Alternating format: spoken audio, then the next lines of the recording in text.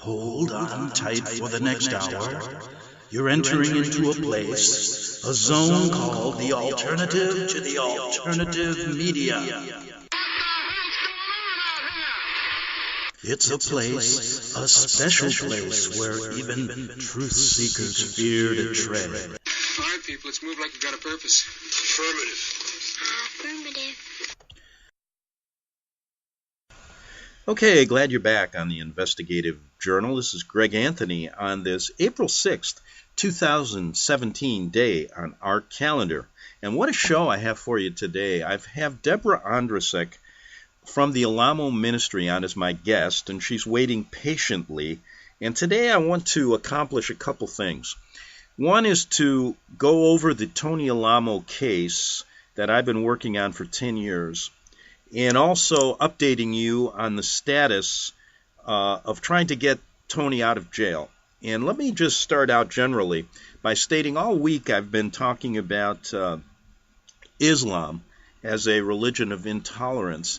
And I've compared it at times to what the government has done to this ministry by targeting them for over 40 years, a Christian ministry, a peaceful ministry, just for their political views.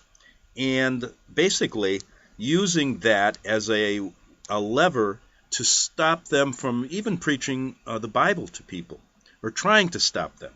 And this has been going on for 40 years. So when I say that Christianity has been attacked in America, I'm not joking. And it's not just a subtle attack at times. It's not just not allowing prayers in the school, etc., etc., this minimization of Christianity.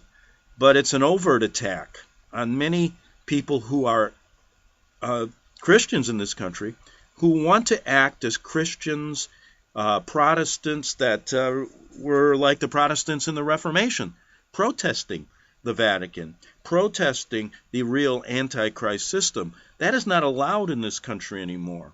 And they've done it in many ways, and this ministry highlights that your freedom of religion has been taken away. So for a couple of weeks, I've been talking about how crazy it is that our government allows radical Islam to flourish in this country. I've showed you examples where there are over 30 or 40 camps in this country that are preaching death to America. You can go and Google it, and you'll see they're marching. They're given tracts of land, and the government does not kick them out, does not even come down on them. They say they monitor them, but they're allowing them to exist. And so I find it very unusual, but it goes into what I've been saying for years. They are trying to destroy Christianity and Western civilization in this entire country as well as the world. And I don't say that lightly. I've got facts to back it up, and my shows have brought that out. So let's concentrate on this Tony Alamo story. Now, let me just give you an overview before I bring Debra on to help us understand, really, because she's been there every step of the way during Tony's trial, which was a travesty, during the kidnapping and taking of their children, where 35 children were taken without any child abuse shown, and now their illegal taking of their property. Now, for those of you who don't know about the story, let me just read this quickly. There's a website I started called freeTonyAlamo.com. Go to it. You can read the story, and then if you go to the top, you can click on the petition, and you can sign it if you choose. You can leave some notes. Many hundreds of people have signed it, have come to Tony's rescue, because we're trying to get him released this year. He's been in jail for a decade on charges that are just unbelievably trumped up, and also he was framed. Now, this Christian ministry and Tony have been targeted for more than 40 years by the U.S. government agencies, including but not limited to the FBI, BATF, CIA, and IRS. Incredible abuse. The FBI informants have come forward with sworn testimony. They were hired to frame Pastor Alamo for his biblical and political views. This sworn testimony was not allowed in his criminal trial for violations of the Mann Act, which I'm going to get into. This is really a key to this story and a key to how I hope the pardon attorney will listen this year, in which, if you look at this act, if you look at the examination of this trial, and the appeal documents indicate a miscarriage of justice in the worst degree. Furthermore, this ministry has been falsely depicted as a cult by government officials and an orchestrated media campaign of the ruling elite and Vatican-controlled powers in our government. Our goal is to get Pastor Alamo, he's 82 years old, released from prison this year. He was already served more than 8 years, almost a decade, of a 175-year sentence for crimes he did not commit. He's presently in poor health, legally blind, and needs proper medical care. Now let's start, Deborah, and I'm going to bring you in here real quick because a key to this story is exactly what law they use to put Tony behind bars, the Mann Act. And I'm going to explain that to people. But what happens here is the media, at the same time this raid occurred in 2008, which was the final straw that they used to try to disband your ministry, by the way, which is not successful. You're still up and running and preaching the gospel and sending out brochures just like you did before. But what they did was when they came and raided your ministry, there was an orchestrated media campaign that very evening. All the major newspapers, all the major TV stations, I found it extraordinary, were covering it on the 6 o'clock news. They did not mention overtly, they did not say, oh, the Mann Act. They just said, Tony, his this minister is a child abuser and he's finally been caught, blah, blah, blah. But they never explained that there were never any child abuse charges ever filed here. They used an archaic law called the Mann Act. Now, I'm going to explain that to people, but I wanted to get your, before we do that, you were there every step of the way at this trial. Give us your first-hand knowledge of how they framed him and how this trial was such a miscarriage of justice that people really need to know that if they want to put you away, they can do it. Tell us what went on at that trial briefly, okay? Well, as you said, they were trying to prove that he had violated the Mann Act, the archaic Mann Act. And what happened was they had there were, I believe, 5 girls that were involved in this trial. And beforehand, the government had gone to all of these girls to get them to testify against Pastor Tony, promising them rewards, promising them, one of them, that they would pay her way through art school, and the other ones were promised certain amounts of money. All of them were.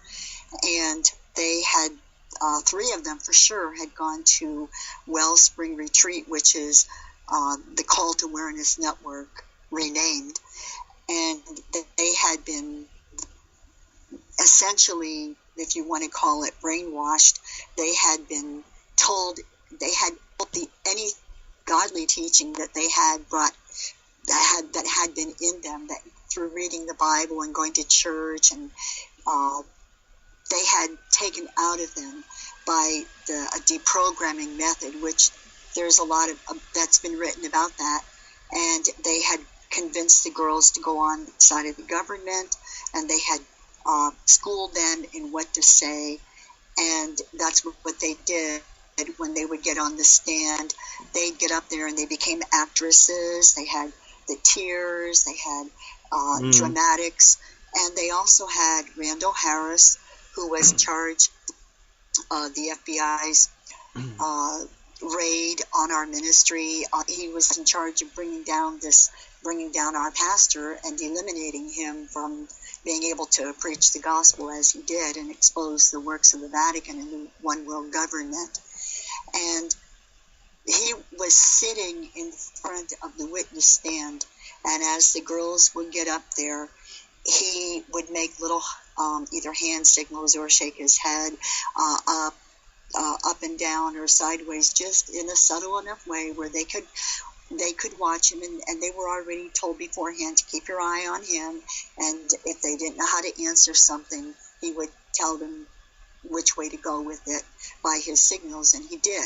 And that's what happened, and those of us that were sitting there, we could see it. You know something, you know what's, if I could break in, we got a lot to cover today. And what I wanted to mention here was that, so people understand this, if you listen to the nightly news that evening and all the coverage during this case, you would have thought that this man was the biggest child abuser known to man in the United States. You would have thought this guy had been abusing, that Pastor Alamo had abusing these children, that you guys were like mind control followers, which was totally not the case. Because, look, none of these, no, you know, if Tony was a child abuser, people would have came out of the woodwork. You know, I mean, not just four girls who were backsliders, basically, that were hounded by the government. They didn't go to the government and say that Tony was a child abuser. They were coerced into saying it. Now, if Tony was a child abuser, people, look, and I've covered cases before where real child abusers were convicted. And you would not believe how many people start coming out of the woodwork. Take one priest, for example.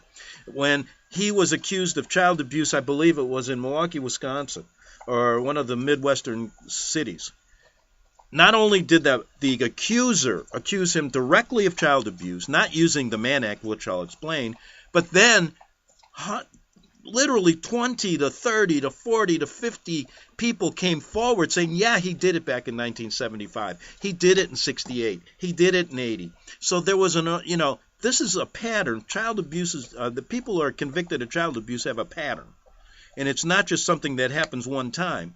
No one, that's why I put that website up, so I could get people to come forward.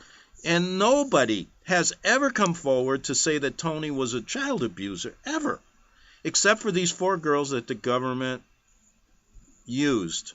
Now tell me about, just quickly, and we don't have to go in depth, but why did they choose these four girls, you think?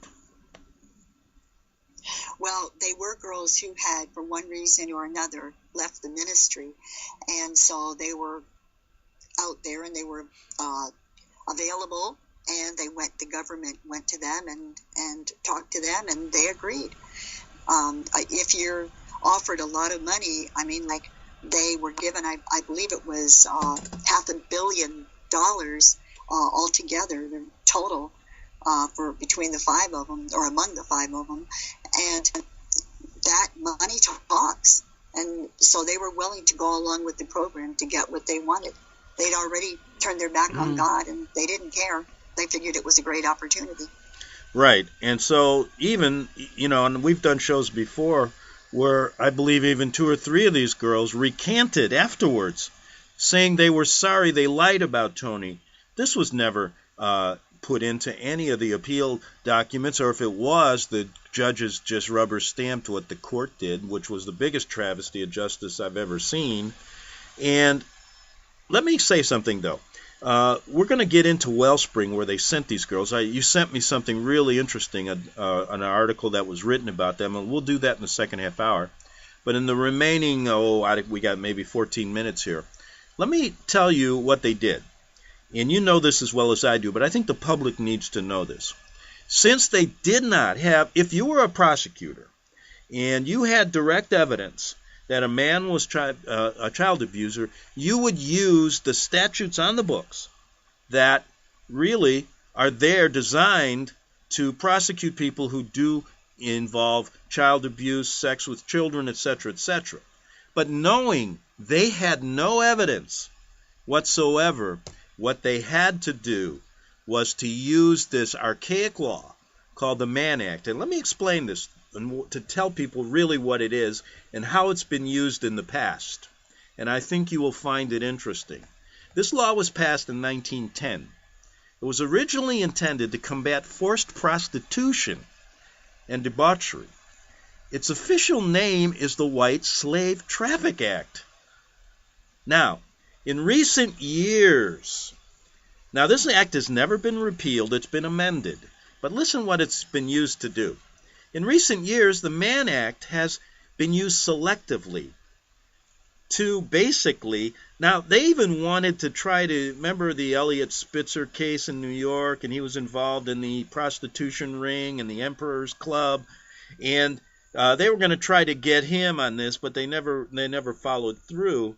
But during the time of this great change back in 1910, there was a moral panic. The Mann Act was originally designed to, like I said, to combat forced prostitution. The law, however, has been applied broadly over the years, and critics say used as a tool of political persecution and even blackmail. That's what they did here. They used this law for political persecution of Tony Alamo.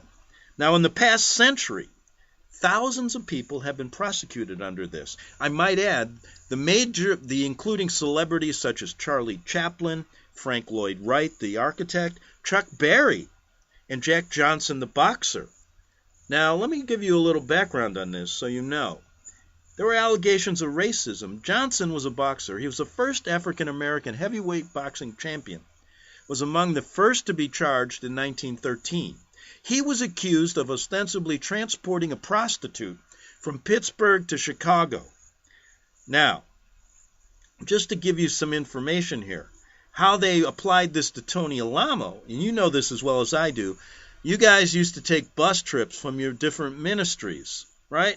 You'd go from maybe Arkansas to Los Angeles, and, you know, the girls would be there, the people would be there. And so what they did is they constructed this fiction that Tony was transporting these girls for sexual favors. False. No evidence was ever even shown of that on the buses or Absolutely. Anywhere. Is that correct? That's right. Okay. So we got Jack Johnson now in 1913. This was African-American boxers. Obviously, there were prosecutors that wanted him in jail because of racism. Johnson was convicted, given a maximum sentence of 1 year and a day. Okay. Now, critics, however, believe that Johnson this was racially motivated. In fact, guess what the prostitute was? Who they said it was? It was his white girlfriend. She wasn't a prostitute, but because he went across state lines with a white woman, back in 1913, they had to figure out a way to get him. They did through the Mann Act. Now, in 1944, Charlie Chaplin, you know, everybody knows Charlie Chaplin, was prosecuted under the Mann Act in a case stemming from his paternity suit involving the actress Joan Barry. Some believe the case was motivated.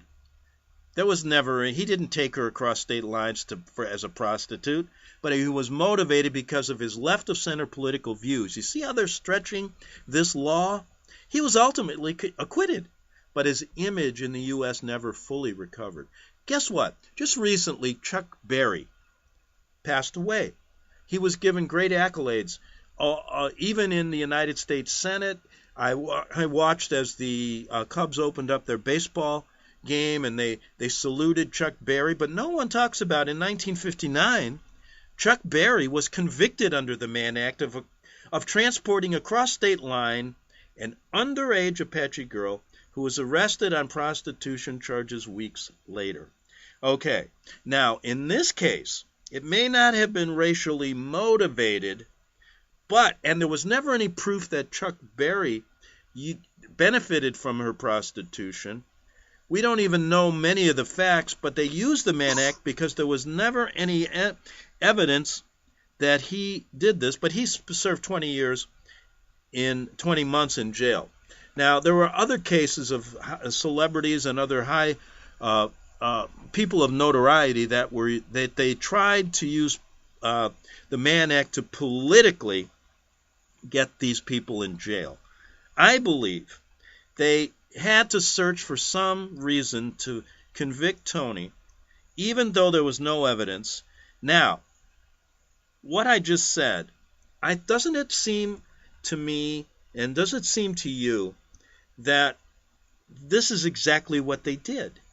They used this archaic law. It was a convenient law, something that it seems like somebody hatched it up, and it was just a all-purpose, get the guy, a great law to railroad somebody into prison. And I think what they were doing, and if you just let me surmise this was going on, because I know how the legal profession works. and I worked, and I have a law degree, so I have some understanding. I can see the prosecutors going, God, we got no evidence on this guy, but we got to get him away. They've already figured out. What they were doing was, okay, our goal is to get him in jail. We got to stop him from preaching. We got to stop him from spreading these talking about the Vatican the way he does, and it's growing. We got to stop him. So they've already made up their mind. We got to get him in jail, even though he hasn't done anything. How can we do it? Well, if we bring a sexual case against him where evidence is needed to show that he abused these kids or he had sex with them, we can't win. He didn't have any. We lose. What can we do? Well, somebody goes, wow, why don't we use the Mann Act? Look how it's been used in the past. We could get these girls to testify against him without ever showing there was testimony that he did abuse them. We could bribe them. We could do all these things. They're maybe not saying this in public, but behind the scenes. And we can use the people in the DHS, the Department of Human Services, to help us do this. We could take them to Wellspring, which no one knows what it is, and we're going to get into that in the second half hour. And we could get our goal. We don't have to even show child abuse. We just have to let people think that he took these girls across state lines, and with this fake testimony, we can get him convicted. What do you think that sounds like what they did? Yeah, it sounds like they needed a counter. They needed a counter reformation. They needed something, and they couldn't burn him at the stake as in days of old, and so they went ahead and used that law to frame him. That's, and then that way they can put him in jail for 175 years, and wouldn't be much of an outcry about it because they had it all sewed up. They just made it look like it was the truth. They took the girls to Wellspring, and they got the testimony they wanted that they practiced for them to say, and that's how it went. And you know what's so interesting, Deborah? We've talked in many years on this case, and I've gone over it with a fine-tooth comb. I've not read one article that has really gotten in depth on what these guys really did. Now, this is what I'm talking about. So when I've tried to get interest by people who have no idea who Tony is or your ministry is, what they always do is they read the articles that the news press put out, the fake stories, and they go, well, we can't back a child abuser. They'll look, I don't care. He was convicted. They don't realize what he was convicted of. Now, I checked out all of the convictions of many of the high-profile people that have been used, politically railroaded by this law, including Frank Lloyd Wright, the architect. They didn't like him for some reason, so they wanted to get him out of the way. Tony has got the most severe sentence of anybody. This is amazing. 175 years for something he didn't do on a flimsy law. Nothing has ever been talked like, no one has ever come out and said this except on my show and a few other Christian people who really understand this, but most of the supposed Protestant churches won't touch this case with a fine-tooth comb because they want to believe the lies of the mainstream media and they don't want to get their hands dirty, so to speak. And to me, this is really selling out, don't you think? Oh, yes. They don't believe that the Inquisition is still going on, but the truth is it never stopped.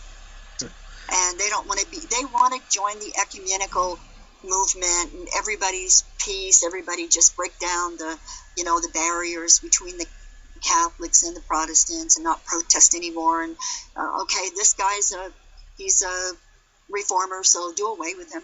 They don't care because they didn't come to our help. So few people ever came to help us or even talk to us or comment on it. It's just like swept under the rug, and he's in prison, throw away the key, and that's the end of it. Right. And, I think that by explaining, and please send this show around to people, by explaining how the government used this act and looking at its history, I think if you add all the other information we have, which we'll talk about in the second half hour, you will see this was what I call the biggest travesty of justice I've seen in a long time. Back in 3 minutes on the Investigative Journal. Visit crosstheborder.org, CROSS, crosstheborder.org, to get your print, EPUB, or PDF version of Nicholas Arthur's new book titled When the Third Temple is Built. That's crosstheborder.org.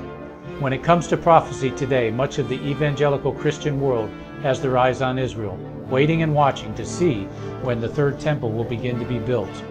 The plans are drawn, the Jewish people are eager. Most evangelical Christians today believe that the rapture will happen before the third temple is built. Hi, I'm Michael Eugene. I was taught that Daniel's 70th week was in the future. Is that really what the Bible teaches? Have we searched the scriptures and found this to be true? Why is it so important for a re-established Israel to build a third temple in Jerusalem?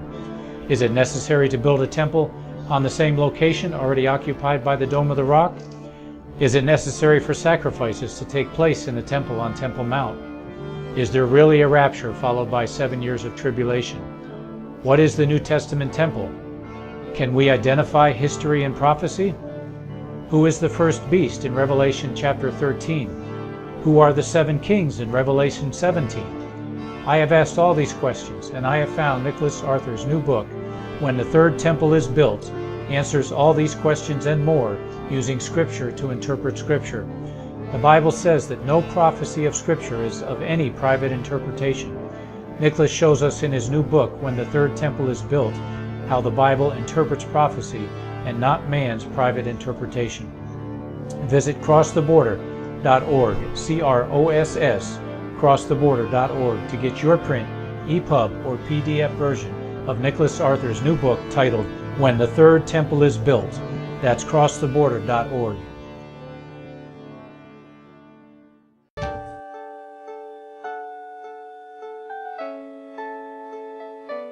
The program you are listening to is 100% sponsored by you, the listener, on this First Amendment Rights Media channel. You will notice that there are few commercials on this radio network. There's a good reason for that. Corporate advertising dollars come with strings that limit program content. So without your help, these programs cannot continue on internet or our several affiliates. If you benefit by the educational law programs, we ask you to give. If you are admonished or nurtured by the Bible and ministry programs, we ask you to give. If some voice a cause that you are passionate about, we ask you to give. If you believe in any of these, we ask you to support them as you would a missionary on a continual basis, as if giving a tithe for missionary radio. These programs are not commercially viable and must be supported by those faithful to the cause of truth. Look for the button to sponsor your favorite programs at our listen and schedule pages on the internet. Then, when you subscribe, we will send you the last quarterly MP3 CD of that program immediately, and continue to do so with each new quarter. We will also give you unlimited archive access to all of our programs. We're asking you to give much less than a tithe, so that you may also send support directly to a particular program host, cause, and anywhere else the Spirit may lead you. Do all to the glory of our God and Creator, for His holy nation, the only kingdom that will last forever. Thank you for listening.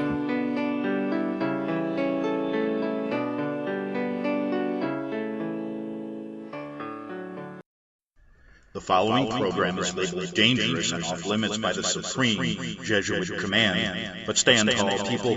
Listen up, and you may just learn something. Oh, dear Lord Jesus, this ain't happening, man. This can't be happening, man. This isn't happening. Okay, back for the second half hour of the Investigative Journal. This is Greg Anthony, and please go to FirstAmendmentRadio.com and get all my shows, as well as go to ArcticBeacon.com, and you can get shows going back a decade, many shows on this very subject we're talking about, the persecution of the Tony Alamo Christian Ministry. And if you want to get the ministry side of the story, which is rarely heard or never heard on the mainstream news, go to Alamo Ministries. .com. Okay, I want to pick up where we left off. We were talking about Tony being convicted under the Mann Act. Go to the first half hour to get that, as well as how they picked out 4 girls in the ministry who were bribed and basically coerced into testifying against him although there was never any evidence of child abuse, they testified that they went on trips with him or something. And we've done shows on this. Many of the girls since then have recanted and stated they did lie, but that doesn't matter. Tony still sits in prison. And before we get into what Wellspring or the Cult Awareness Network is all about and how the government uses basically what is a concentration camp to coerce people, and it's interesting, over the years, it's mostly Christians that have been essentially deprogrammed in this organization that is still being funded today. It's amazing, and people say there's no Christian persecution.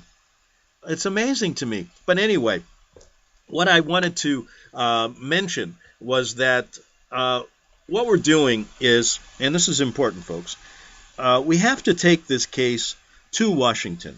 And what I found, when you try to get a sentence commuted or a sentence reduced, is a very political process. And at this present time, the pardon attorney or the commutation attorney, which is one and the same, has not been appointed by Trump, and the deputy of Obama's administration is still there. Nothing is moving out of that office right now. Now, with the commutation filed in the Tony Alamo case, it's a simple document. And what we have to do with this over the next 2 months is what I'm doing is I'm compiling a very in-depth letter that I'm doing, as well as all this information, including stuff we do on this show, as well as the petition with all of the people coming forward in defense of Tony. And although you can never relitigate this case with the pardon attorney, that's not the intention, is to go in there and relitigate it. What we can do is show how this has been a travesty of justice and all the evidence that has not been given. And basically, that office is never going to come out right and say these judges, basically, they're going to play the party line. But what we can do is influence them through public opinion to commute his sentence as basically an act of mercy, okay? And that's the best that'll ever happen. And I say we can do it if we do it right. And what I'm planning to do is get all this information together, get it all compiled, and then what I want to do is get a number of people to come with me to Washington and to personally take this information, get the press there. You can always get people to latch onto a story like this, and we will say there is Christian persecution here. Look, Mr. Trump, you have said you want to help Christians. Well, here's a way. So we go there. We make a stand. We talk to the press when we're out in front of the White House. Then we go directly into filing the added information to his commutation, which I believe is the best way of trying to get him released. There has to be a public stand made, because that's exactly what hasn't been done because of the prejudice of the mainstream media. And before we get to Wellspring, do you think that's a good strategy? I mean, we can refine it. We can do other things, but I think that's what I want to do. What do you think about that? I think that it's a great strategy. Yeah, I love it. I can't wait. Maybe I can jump in there and go to Washington, D.C. also. And well, we've got some months. We got some months here, because what I want to do is I want to do it at a time when there's a lot of people around Washington in the summer months, maybe, because that's, we don't want to go there in the middle of winter when nobody's outside, right? But nothing's going on in that office now. And there's so much going on in Washington that I don't want it to get lost in the weeds. So I think basically during the summer, when there's time and people around, we can really make as best of a stand as we can to bring this to light to the media. And I think we'll get media coverage. So anyway, that's what we'll do. And I'll keep everybody posted how we're coming along with that. And I will ask for people, and please send this to all the people in the Christians in the country, this show, because I want people to write letters, and I want to attach those as well. So I want people to start writing in defense of Tony, and maybe you could help me with that too. Debra, to get people to do that, and we can compile all that information. Okay, back to Wellspring. People don't understand what happened here now. You told me that this isn't something new that just happened in 2008, that this goes way back where they've been refining their techniques to get you guys. Tell us how even back in the 70s and 80s, they were using what was then the Cult Awareness Network, which is now turned into Wellspring. Go ahead. Well, yeah, I mean, I could name probably 6 or 7 people right off the top of my head that I remember that they came to our ministry and they tried to kidnap out of there. And a lot of them they were successful with, because they would bring the Los Angeles Sheriff's Department up there with their cop cars and their guns, and they would, if there was a selected person that their parents or a relative had paid to Ted Patrick and the Cult Awareness Network to kidnap out of our ministry, then they would take them out of our ministry, and they took them to their what we call now Wellspring Retreat, and they would brainwash them, and they would go through a period of weeks of just telling them horrible negative things. And we even heard that in some cases people were raped by these thugs that were doing this. And I believe that Ted Patrick, who was used mightily in this horrible anti-Christian deprogramming situation, I believe he received jail time for it, for false imprisonment. And it progressed. And actually, my husband was kidnapped in, I think it was the end of 1976 by his parents. They actually paid these people, and they took him down. That was when we were in California, and they took him down to Redondo Beach. And when they were switching cars to get into a different car, he ran. He decided to run, and he heard his dad say, "Don't shoot." They had guns, and they would have shot him. And he yelled, "Don't shoot!" And my husband was able to get away, and eventually he came back to the ministry, and we were reunited. But this went on quite a few times at our ministry, and it also went on in different religious organizations, Christian churches across the country. They were doing this on a regular basis, and it was great experience for them to be able to, they gained a lot of knowledge on how to refine their technique and be able to coerce people into going against what they originally had believed. And this is what they did to these several of these girls that were witnesses against Tony. They took them to the very place. They took them to Wellspring Retreat, and that's what they used to get them to testify against our pastor in court. So anyway, they find these girls. The government then uses this place called Wellspring, which back in the 70s and 80s, what you were talking about, was called the Cult Awareness Network. And yes, they had some problems when some things came to light that were pretty, close to what we're talking about, where there were some reports that they were deprogramming people, so they got some public attention back, 20, 30 years ago. So they basically had to get rid of that program for public, so the public, there wasn't any more public outrage. But what happened was they created Wellspring, which is basically the same thing. Now, for people that, you sent me an article which is quite interesting, and I would like people, go and Google it, just go Wellspring as a concentration camp, and you'll probably get the article. But it says this in the headline: Wellspring Retreat is in fact a concentration camp where kidnapped victims are imprisoned and terrorized by the same Cult Awareness Network deprogrammers that existed way back when. Now, the important thing to understand, and I'm going to read some of the article, but many of the people that are taken here, some against their will, some by force through the government, like they did in your case, where the government gets together with these people and they spend time deprogramming them and offering them gifts so that when they get to court, like they did in your case, they basically are deprogrammed to lie. And as you said, when you were in court, they were also being coached and tutored by the FBI agents who were sitting in the front row. Now, this mysterious compound exists today, folks. This is where the four girls went after the government got a hold of them in the Alamo case. So basically what they were doing was, during the time of the criminal trial, they were also taking the children away using DHS, and 35 or 40 children of the Alamo Ministry were taken into custody, and all the parents then were involved in this huge case to get their children back. So they were using both techniques here to sway the jury in Tony's criminal case to convict him, as well as to then take the children away from the parents when there was never any child abuse found, and they were successful. And this shows to me we are living in a police state. Listen to what this place is. It's a mysterious compound that sits among 387 acres of woodland in a remote area.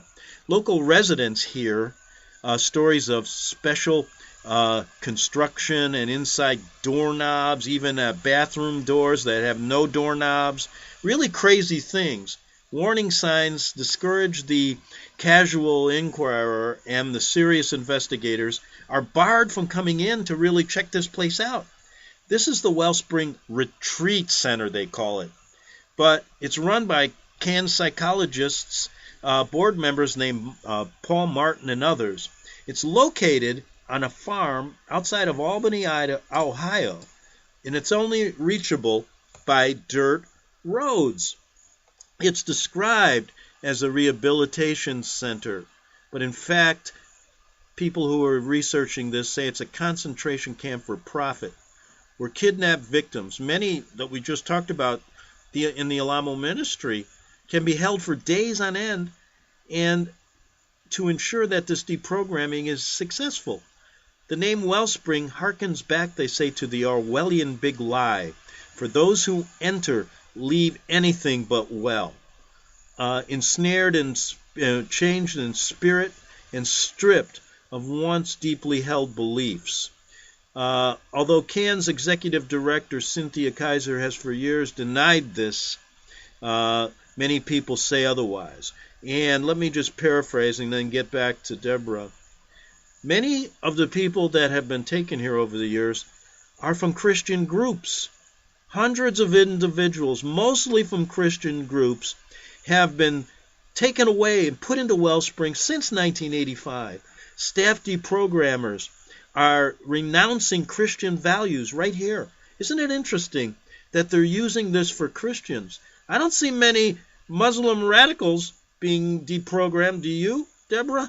Isn't this interesting? No, not at all. Not one. And so when people say there's no attack on Christians, how come we haven't heard of Wellspring in the news here? Was this ever brought up in the trial, what this place was really like in Tony's case? Of course not. So there was never a word about Wellspring in the trial, right? No. Okay, so let's go even a little farther. What about, now tell people a little bit, since they know what Wellspring is about, and how these girls were deprogrammed, and we've went over that many times on these 4 girls. But now let's shift over to your case. During Tony's trial, you guys were fighting to get your children back. How did they do this? What was going on in that courtroom with you when you were trying to get your kids back?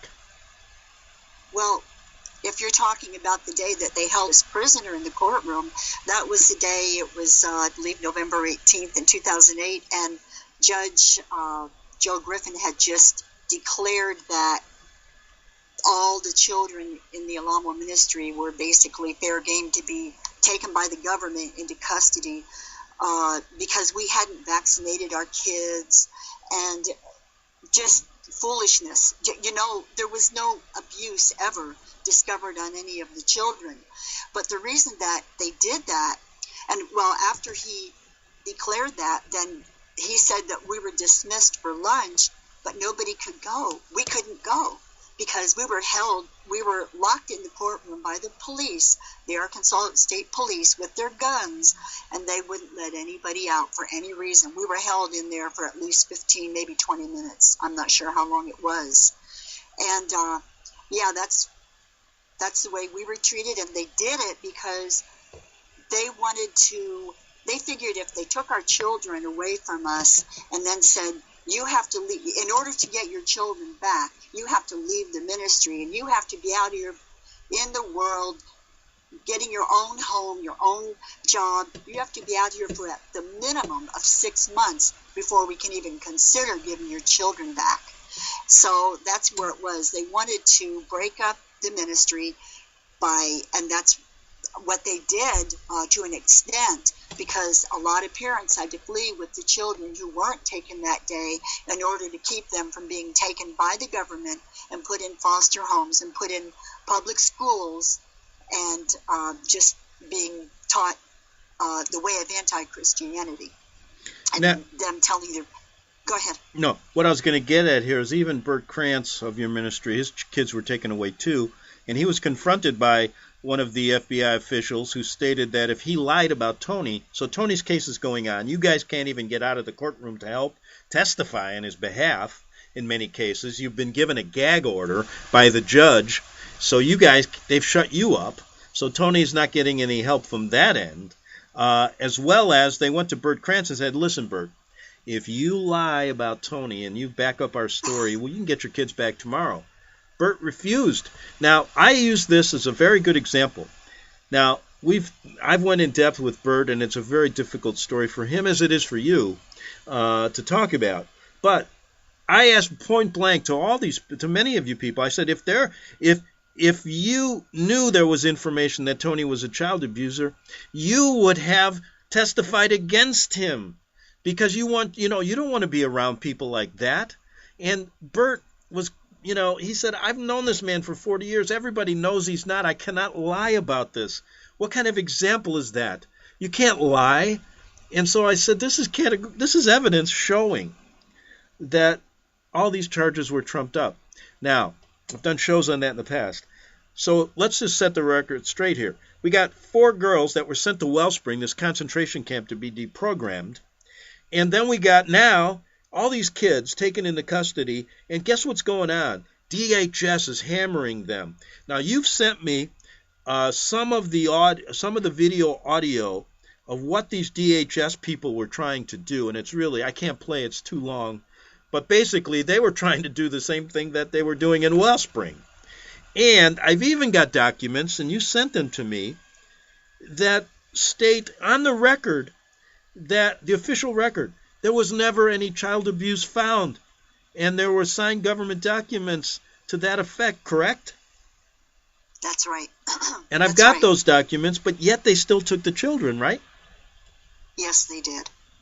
So your children were taken away, Bert's children were taken away, and others, and there's a document stating Debra Ondrisek has never been found to be a child abuser, correct? That's right. That's right. That was by the Arkansas State Police after they had interviewed my daughter, and she told them for sure she had never been abused by us and she'd never been abused by Tony. But then again, they turned around and what they did was they got these children, that the first 6 girls, and they got them involved, except for one, I think. They got 5 of them involved in a lawsuit against our ministry, trying to further take away anything that we had left of our property and trying to get money from us. And the same daughter of mine that said that, then after doing their brainwash system that they do on these kids and taking them to therapy and everything, then they turned on us and they brought a lawsuit against us, which was instigated by their foster mother, Tanya Griffin, of Bryant, Arkansas. Exactly. So I've got a document that states that Tony was not a child abuser, correct? I've seen that. That's right. That he never abused these children. And that's from the police department. But how did they get around that then? How could they went and they just disregarded that? Your kid should have been brought back immediately. Tony should have been released immediately, but it went on, right? That's right. And nothing was ever admitted into evidence. As a matter of fact, I didn't even obtain that document. I didn't even know it existed until probably a year or so after Tony's trial. I didn't even have a copy of it because we wanted to get our children back. And exactly. It wasn't like, oh, yeah, you can go get this document. It's like, I don't even remember how I found out about it. But they were definitely not going to, nothing was admitted really. This was not admitted. Yeah, back to Tony's case. This very damaging evidence for the prosecution was hidden, was not admitted at his trial, which the jury looked at and said, well, the state police found he was not a child abuser. What's he here for? So there we go. Now, add that to many people that wanted to testify in his behalf were not allowed to. In your case and other people's case, you were given a gag order in your case to get your children back. On top of that, FBI agents who were hired by the government, names given to me who the superiors were, that told these people, one John Peeler, to go in and frame him for anything, even kill him if you have to. John Peeler couldn't, he recanted. He said this to me on the show, even in front when Tony was still out talking before he was put in jail. John Peeler said that he quit the FBI because of this, that Tony was not guilty of anything. This ministry is crystal clean. And he resigned and told the FBI to shove it, in a sense. Now, they came down hard on him, but folks, he was not allowed to testify. So if you add the documents that Debra sent me, showing that Tony was not a child abuser by the state police, and you add all the people that would have testified in his behalf that were not allowed to, add the fact that John Peeler would have testified, given names, that the FBI was told to frame him, what do you think the jury would have done? They would have basically said, get this out of here. This man has done nothing, and you guys are the guilty ones. But if they can hide all that evidence, what do you got? You got a kangaroo court. Now, what makes it even worse is during the trial, when the jury was told to go in and to deliberate, they're given jury instructions. The foreman comes back and states this on the record. Judge, if we find that Tony Alamo has not committed any child abuse, can we still convict him? The judge refused to answer. Go back in and basically said, you better convict him. Go back in there and deliberate. Well, you know what? They got it on the record. He never committed child abuse, but they convicted him anyway. Can you imagine? That's why I call it worse than a kangaroo court. Debra, we got 30 seconds. Your response. Well, I say that's right, Greg. Exactly what you're saying. You've brought forth a lot of evidence today, and I can't wait until we can get this presented to the pardons attorney and get our case, get him exonerated, get our pastor exonerated from this. Well, a little bit of prayer will also help us, and we can't forget about that because it's in God's hands. And I'm going to pray every day that we can get this done. And I really appreciate all the help you guys have given me in many ways, much more than just this case. It's really made my faith grow tremendously, and I want to thank you guys for that. It's funny how things work out sometimes, right? Amen. Okay, that was Debra Ondrisek. We're all out of time. Make sure you listen to this show. Please send it out to everybody, and see you tomorrow on the Investigative Journal. The book of Revelation says, the spirit of prophecy is the testimony of Jesus Christ. This is at the very heart of FirstAmendmentRadio.com. In that spirit, we have created the Prophecy Reality News app for all of your mobile devices, streaming First Amendment Radio 24 hours a day, 7 days a week. Available for your Apple, Android device, and smartphone, absolutely free. Get the Prophecy Reality News app installed today, so you can listen to First Amendment Radio wherever you are. The Prophecy. Since the beginning of time, kings have sought it, nations have fought for it. It has been traded, it has been borrowed, it has been purchased, it has been stolen. There's a reason for it. To secure the blessings of liberty to ourselves and to our posterity. Invest with the security of gold and silver. Call Discount Gold and Silver Trading at 1-800-375-4188 or visit discountgoldandsilvertrading.net. Listen to Financial Survival with your host Melody Cedarstrom right here on FirstAmendmentRadio.com at 4 p.m. Eastern or 1 p.m. Pacific Time. Visit discountgoldandsilvertrading.net or call Discount Gold and Silver Trading at 1-800-375-4188. Toll free 1-800-375-4188.